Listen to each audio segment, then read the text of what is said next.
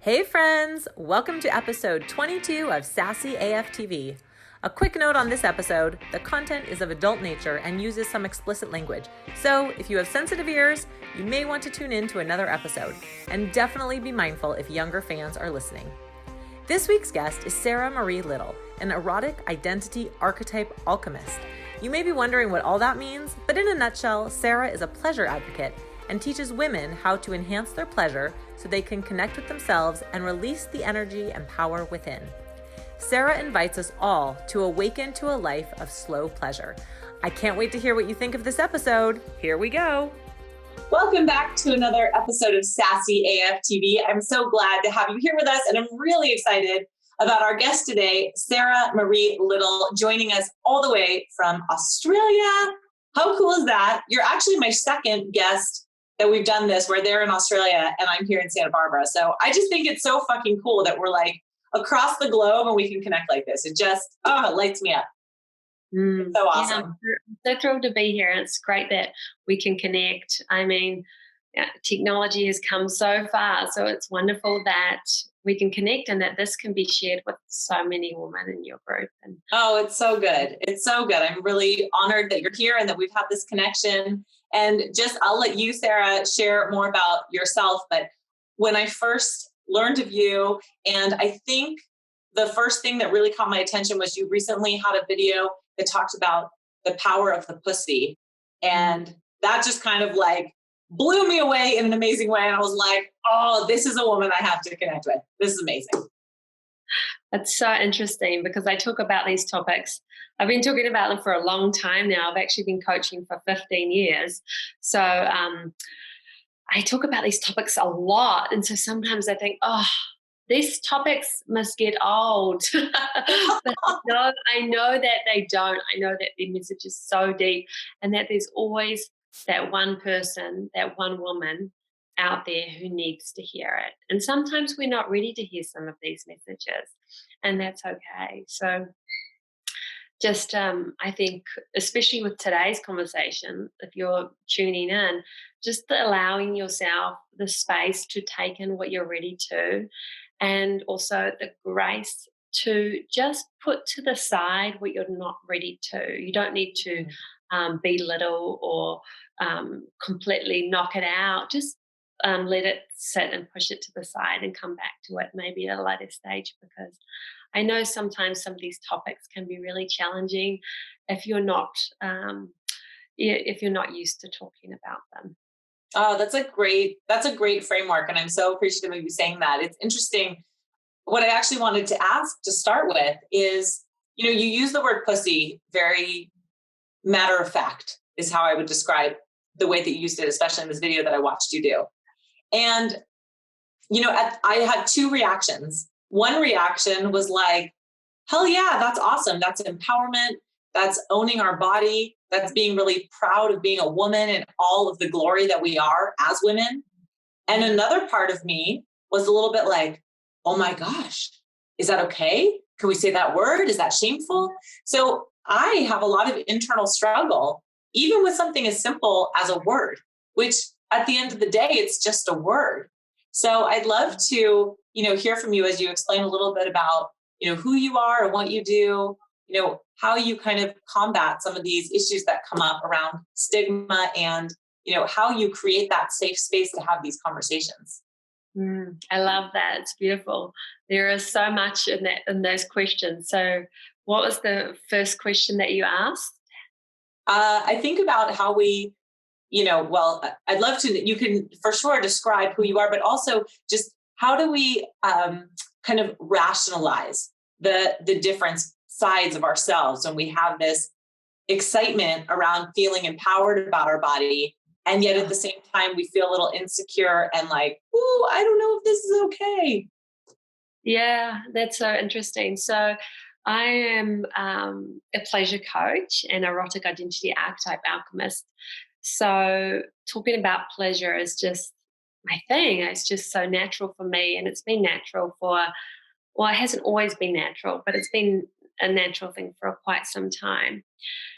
And I think when it comes to having this level of excitement, like, oh, yes, I can't wait to explore this topic of pussy or sex or fucking while bleeding or whatever it may be that kind of triggers you a little bit and you're excited, but you're triggered a little bit and you're like, ooh, maybe I can't go there. Just know that that excitement is letting you know to go into it, not away from it. And that judgment that you're putting on it is what is creating a block. So for those that are listening that are feeling those ways, like they're intrigued and excited, but they're also like, oh, this is taboo, there's definitely some work to open yourself up to there so that you can, one, you can't just move into pleasure and into sensuality and into incredible sex unless you clear these blocks, unless you move past these blocks. Like, it's just impossible. And this is not just with sex. This is in your business. This is with your mothering. This is in your life. You have to clear these blocks first. And the very fact that it is exciting you is letting you know that you should be going in that direction, that this is something that you want to explore on a deeper level. Mm-hmm. That's cool. How do you suggest we start to clear blocks? Well, that's a really interesting question because there are so many different types of blocks when it comes to being a sexual and sensual woman, right? So many. I would obviously suggest, just because this is the biggest thing that's helped me, is working one-on-one with a sex or pleasure, sensuality coach or self-love coach. That is one of the biggest things that I feel women can do. And it's one of the things that often women don't invest in. I see a lot of women investing in business coaches, career coaches, and money coaches. But a sex and a pleasure coach is not as often the thing that women invest in, but it's often the thing that when you do invest in your sex and your pleasure and your self-love, it will have the biggest impact on your mothering, on your finances, on your business. So it's quite funny, but that if you take that route of working with someone, you actually are taking the route of clearing not just that one block, but there's often a multitude of blocks surrounding that. We are in a society that shuns sex, shuns talking about our pussies and our womb space and fucking and the blood that our bodies produce every month if you're still in the mothering phase. So we are in a society that really shuns a lot of this. And that's because this sexual work, this pleasure work holds a lot of power. Mm-hmm. And the system, the more power that it holds, the more the system wants to suppress it. Mm. So oftentimes working one-on-one can help. I mean, joining these workshops, if you're not ready to work one-on-one, joining these workshops, watching a YouTube, little tiny steps, tiny. Because the last thing you want to do is to try and take all these big steps and change all these things, but not have the lasting change. So tiny little steps and just going softly and gently, because you are up here against a world that is telling you not to embrace your pussy, mm-hmm. not to talk about the way you like to self-pleasure. You are up against a world that is not yet ready to really openly talk about this. And I've come up with so much resistance in my career, but also just generally when I talk about these things.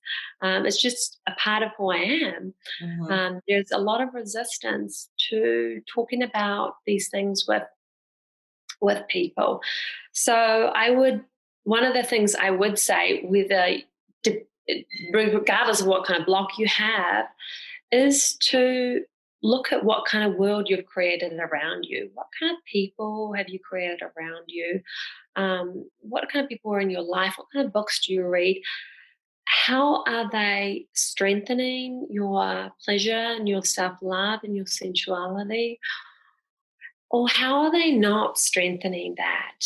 And I think that's really important, because when you start to do this work, you'll notice that the world around you is going to change and may not be consistent with the world that you want to create inside you. That's so interesting. I love, there's so many images that I have as you're speaking. And, this concept of sensuality and spirituality as a framework for all other aspects of your life, and really being in tune, with that side of ourselves, and how that can really be this amazing power that allows us to show up as the most badass, sassy version of ourselves, right? And that's what, I'm aiming to help women do. I'm aiming to help them, prioritize this side of themselves. And I think, like you said, so many times we look elsewhere to create this sort of energy. And if we really look inside ourselves and look at this side of our sensual selves, there's so much power and magnitude to what we can bring to the table just by tapping more into that. Yeah. And for me, I can read people, I can see people as archetypes. So I talk about my 5 erotic identity archetypes. Within my work, there are 5 archetypes. There's the girl, the dark girl, the woman, the dark woman, and the high priestess of paradise. So when I see someone, I can see by the way you dress, by your energy, and the way you speak, which archetype you are. Ooh. And so it's really interesting because this has also opened me up to seeing when people play on their sensuality to try and get what they want, or their sexuality. And so they may use it in their marketing, and they may try and be overly expressive with their sexuality, but it's not actually true to themselves. They're not actually in that power yet. But your spirituality is deeply connected to your sexuality. It cannot not be. So for a lot of people in this that have tried to work on their spirituality, or tried to move it ahead, or their life ahead, they might find that they come up to resistance and blocks, but it's not because they're doing things wrong spiritually, but it's because they've actually left out an important part of themselves sexually. And so sometimes we can play on that energy, and we think, if I just embody this energy and I put on a sexy outfit, or I light some candles and create a beautiful bath for my husband, that will have a wonderful, passionate evening. But sexuality doesn't work like that, especially for women. You can't just turn it on and off like a light switch. Our body is not a clock. It doesn't function perfectly, and it doesn't function as we desire it to be all the time. But we do have to tap into this, and we do have to bring our full awareness and embodiment to the sexual space that is within us, to grow and to be the best versions of ourselves. Even if we are really successful, but we haven't tapped into this part, really, are we that successful?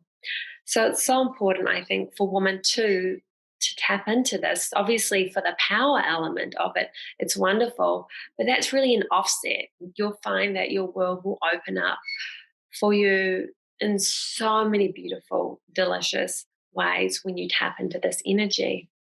Oh, that's so cool. So I put this question out to my Facebook community recently, because in advance of our talk, I wanted to know, what did these ladies want to talk about when it comes to being sensual? And it's funny, because what they said, there was, many, many repeats on the same topic. And then I thought about it, and the same topics come up when I go out to dinner with my girlfriends, or, are in a conversation about sex with my girlfriends. And the question is, I'm so tired. I don't feel like being sexy. So I love what you said about, you can't just turn it on and off like a light switch, right? You can't just light the candles and draw the bath and expect that it's going to happen, right? We don't have that kind of, spontaneous desire rather. But I'm curious, what do you say to these women? Because this comes up all the time. How do I reignite my spark? How do I get my spark going at the end of a long day? What do we do? How do we tap into that energy? Yeah, this is something that I know a lot of women really struggle with, especially because we are working jobs, we might have children, homes to like look after and run, and as well, we might even be running a part-time business, or looking after our parents. It can be really challenging. I think the problem with this question, and I've thought about this question so many times, is that we think that we must turn it on, that we must be something else. So there's two sides to this question. The first side is that we want to be able to embrace and feel sexy and have pleasure and have amazing orgasms and be in this wonderful, delicious space. And then the second element to this question is that we are tired and that we're drained and that we're worn out. So the first, the tiredness, the drained, if you're really tired, coming back to what I was saying earlier, it's about clearing blocks. I think for me, especially, this was one of the biggest things that I had to learn myself, was to slow down. Slow down. You don't need to be all things to all people. You don't need to do everything. You don't have to have all your things ticked off your to-do list. You don't need to have a zillion goals. We're just caught up in this whirlwind that we have to strive to be happy or to be successful. And in fact, you don't need to strive to be happy and to be successful. You're happy as you are. If you didn't achieve anything or didn't do anything extraordinary from now on, it wouldn't matter. You don't need to always be rising. You can simply just be. And so I think clearing a lot of those blocks initially, and then number two, looking at the element of pleasure, looking at this aspect. I mean, I could give you like a template for this and be like, here's how you get turned on in an instant. There's ways that you can just get your body going. But that's not what we're after here, because you've got your body and you've got your mind. Right. And so we are looking at creating a new lifestyle for you. If you are really wanting to embrace, your sensuality or your sexuality, but you are in this place of go, go, go all the time, it's really going to be really challenging. And I guess also the other point here I want to mention is that you are saying, you're bringing it outside yourself. I want to, you might want to be turned on, or you might want to make love with your partner, and that's lovely. But what about how you treat your body and yourself throughout the day? So there's so many different things to this question. And I feel like it's kind of one of the questions that I often get asked a lot, like, how do I turn off the hustle? How do I get in the mood? But it's not often a straightforward question, because it's not about turning off the hustle. It's not about getting in the mood. It's actually about coming back home to ourselves and connecting to our truth, not at the time of 8 o'clock or 9 o'clock when you want to fuck your partner, but it's actually a thing that we must do all the time. Right. Yeah. No, that's so interesting. I have so many thoughts are swirling in my mind. And one of the things that comes to mind is, so my husband and I, we've been together 16 years, or we've been married 16 years into 20. And over that time, we've had many, many, many, many different sexual and sensual experiences. There's been times when we've been really, ravenous for each other. And there's been other times when it's been slower, especially when we were, pregnant, newborn babies, et cetera, different stages, different cycles of life. But over the whole time we've been together, we've always been very communicative around our sex life, which I think is such a blessing, because we can talk about anything and everything, no boundaries. And yes, sometimes the conversations are uncomfortable, but we are comfortable with each other that we can bring up any of the topics around, our sexual relationship. And I find that when I talk to most women, that that's not the case. And that always is something that's so curious to me, that how can you be in a partnership, especially I'm talking about people in a long-term relationship, and whether it's with, a same-sex partner, multiple partners, whatever, that part doesn't matter. But I'm just curious how you feel the communication aspect plays into this, really tuning into your desires and taking care of yourself, like you're saying, throughout and not just in that moment at 8:00 when you're like, wham, let's go. Yeah. And it's interesting because this is the number one I've found from my experience. The number one reason why men cheat is communication. Mm-hmm. They often, people will say, oh, my partner cheated because we weren't having sex enough. But often it comes down to there was a lack of communication there. So I think the thing with this, with intimacy and sex and communication, is that we obviously have to take responsibility for our own pleasure. This is one of the things that we as women have been, led to believe that we must seek pleasure from our partners. In fact, you should be self-pleasuring daily, if you can't daily, weekly, and you should make the time to be intimate with yourself first and foremost. In regards to communication obviously is essential, but here is the thing I think a lot of people can get tripped up on. Either they have too much communication or there's not enough communication. Right. Communication is essential. Don't talk to your husband or your while he's doing the dishes or doing the laundry. You need to sit down in a really quiet space and have the conversations with him or her about the topics that you want to bring up. You want to create the right environment to have these conversations, especially if you're new to communicating. Mm-hmm. And then on the flip side, if you communicate too much, sometimes it can leave no room for mystery, which is one of the things about long-term relationships, is the familiarity of it all.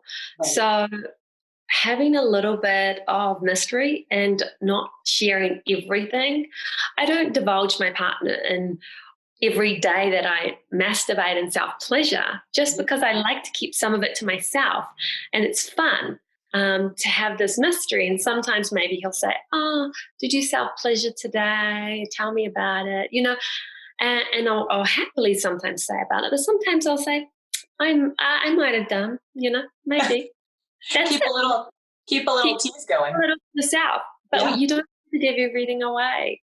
Whether this is communication or whether this is something else, you really want to keep a little bit of intrigue into it, and not just for your partner, but also for yourself. It's really fun to withhold a little bit and just to keep your own cup full yourself. No, that's so good. I'm wondering how many women, and obviously you don't have a statistic on this, or maybe you do, but how many women are actually taking the time to self-pleasure on a regular basis? I mean, assuming that they're also having sex with their partner, or maybe that doesn't matter, but I'm always curious about that. That's something that I'm always, I think, oh, that's really cool. But then, like you said, you get caught up doing all the things. And then when do you find the time and blah, blah, blah. So I don't know. It's interesting. Well, I think the problem is that a lot of people, when they self-pleasure, they do the same old self-pleasure ways. They masturbate the same way. Right. And they masturbate for the orgasm. And a lot of women masturbate for a clit orgasm. And I find clitoral orgasms very draining. And so I don't often have them. I'll try not to have them, to be honest, at all. They're very draining. But if I want some energy boost, I will definitely have a cervical orgasm. Just recently, I was writing my book on the Erotic Identity Archetypes. And throughout the entire book,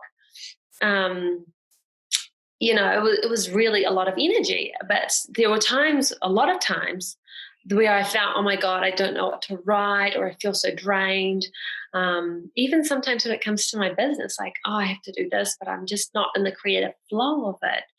I would just take time out to get my amethyst crystal pleasure wand, spend an hour or two just pleasuring myself instead of doing things. And then when I come out of it after having a cervical orgasm, I feel really empowered, and I've got all this creativity and this power to just charge ahead. And if I didn't do that, I don't think I would have that. My book wouldn't be finished. I wouldn't have wrote it in a few months, and my energy level wouldn't be high. And the things that I did put out after I had those orgasms, wow, like they just magnetized things to me. Some of those posts that I did after on Facebook, I'd put some posts out, they just went viral. Just like, I was just amazing. So the thing is just to realize that self-pleasure is not a chore. It's not something that should go down your to-do list, but it actually is something that can give you a lot of power when you learn how to do, not properly, but learn how to harness the beauty and the sensuality and the power of your body and the different types of orgasm.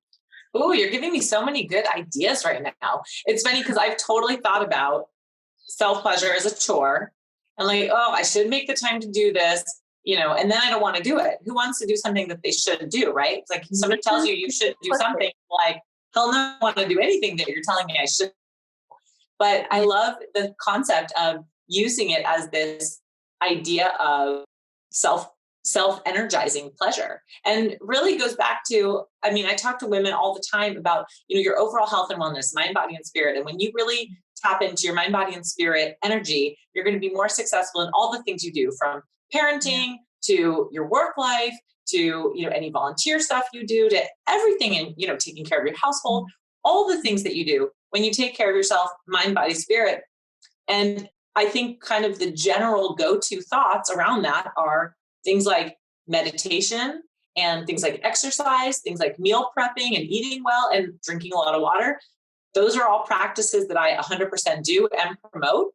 And I think the one component that's often left out is pleasure. Yeah. So if we can start reintroducing that into our, more common framework around what's going to energize us and make us feel at our prime, that's so cool. Absolutely. And I have 3 keys that I aim for daily. It's meditate, masturbate, and miracles. Ooh. So I aim to meditate, masturbate, and I practice A Course in Miracles. So I often meditate on one of the miracle teachings. So those are my 3 things. But just allowing yourself to reframe it, as you've mentioned, is just so important. Reframe it as something essential and enjoying instead of draining. Oh, I love it. That's so cool. I feel like I could talk to you about this stuff forever and learn from you. I have so many questions that I keep wanting to ask, but if you don't mind, I would be curious, since you said that you can often tell a woman's erotic identity archetype from talking to her. I would be curious if you have a sense of what mine is. Yeah. So the archetypes, I'll just give people an overview so they know. Yeah. The erotic identity archetypes came out of my work as a coach and my personal experiences obviously as well. And basically they're like a blueprint, and they are not just a blueprint for your sexuality and your pleasure, but also for all areas of your life, because as we know, your life is composed of all of these areas. You cannot separate one and call your life whole. Right. So every woman starts at the girl archetypes, where we all start. And throughout life, some of us may transition to the dark girl and then to the woman. And some of us may not. Some of us may stay in the girl. And often life events make us transition, or learnings. But when we fully embody and embrace an archetype and learn the lessons, we can then move on to the next archetype. Now, most women stay around the woman archetype, which is in the middle. This is just natural because a lot of women don't explore further, or they don't move on and stay consistently in another archetype. We've all got traits of the different archetypes, but some of us, but often it's one archetype that we embody the energy more of than any other archetype. And there's very few women that I've met, very few, meaning, the percentage is very low, who are in the high priestess of paradise, and that is the top one. And it is very challenging to stay in the high priestess of paradise, very challenging to make that your dominant.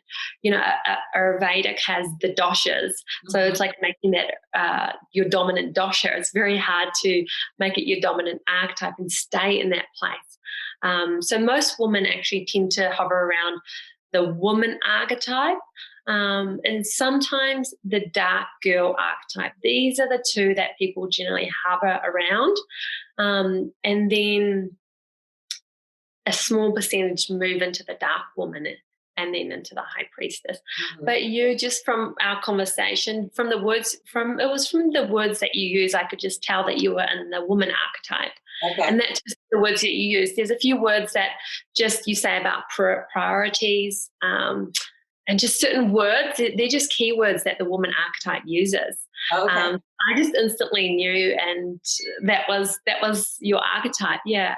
Oh, that's cool. I love this stuff. I just recently talked to a woman about Enneagram types, which is, a different sort of personality test, but the same sort of thing where you have, your dominant, and then you've got your wings that talk about, your variety. So of course we all are somewhere in combination and in flux, depending on, I'm sure, your time of life, et cetera. But I love this stuff. I think it's fascinating. Yeah, absolutely. Me too. That's so cool. Well, I want to give you an opportunity to share where other people can reach out to you. And I know you have a special quiz where other women can find out what their archetype is. So tell us a little bit about more where we can find you and how we can get the quiz. Yeah, cool. So the best place to find me is on my website, which is sarahmarieliddle.com. And my book is looking to come out next year, which is about the archetypes. Yay. You can also find me on Instagram, which is Sarah Marie Liddle, or Twitter and Facebook, which is Sarah M. Liddle. And for the quiz, I'll give you a link to it so you can add it to the show notes. But you can find the quiz generally on my website. It's normally hidden, so I'll try and make that available in a more public place. But the quiz just takes you through a series of questions to uncover your archetype. And at the end, it gives you like a little blurb about your archetype and a little bit of information about how you can work with your archetype. Cool. Yeah. Oh, that's so awesome. Well, I'll definitely include all your contact information in the show notes and the link to the quiz. And if anybody has any questions, of course, they can reach out to you and learn more about how to channel their own erotic identity archetype and tap into their inner sensual and sexual being. Wonderful. Thank you. Well, thank you so much, Sarah, for being here. It's been an honor and a pleasure to get to know you better and just to have your wisdom on this topic, which I think is so important. I want to keep having these conversations because the more we can have them, the more I'm learning personally, the more other women can learn. And I know that, together, when we tap into this power, it really brings us together as sisters. And I think that there's so much beauty in that. Yeah, absolutely. I think it's so important that we come together, and obviously we cannot rise alone, so we must rise together. It's a group, a collective effort here. Absolutely. Thank you so much. And thank you for watching. We'll be back next week with another episode of Sassy AF TV. See you then.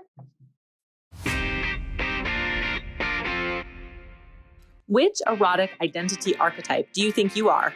After taking Sarah's quiz, I found out I am a dark girl. I am so grateful to Sarah for her work in the world of women's pleasure. Being able to embrace this side of who we are is key to our empowerment, mental well-being, and feminine identity. I hope you learned as much from Sarah as I did. Thanks again for being here and tuning in for another episode of Sassy AF TV. It would mean the world to me if you would leave a comment and take a screenshot to share this episode with your tribe on Instagram or Facebook. Don't forget to tag me at Sassy Healthy Fit. Then make sure to head over to our website, sassyhealthy.fit, and sign up for our mailing list so you always know the latest and greatest in sassy fun. See you next time.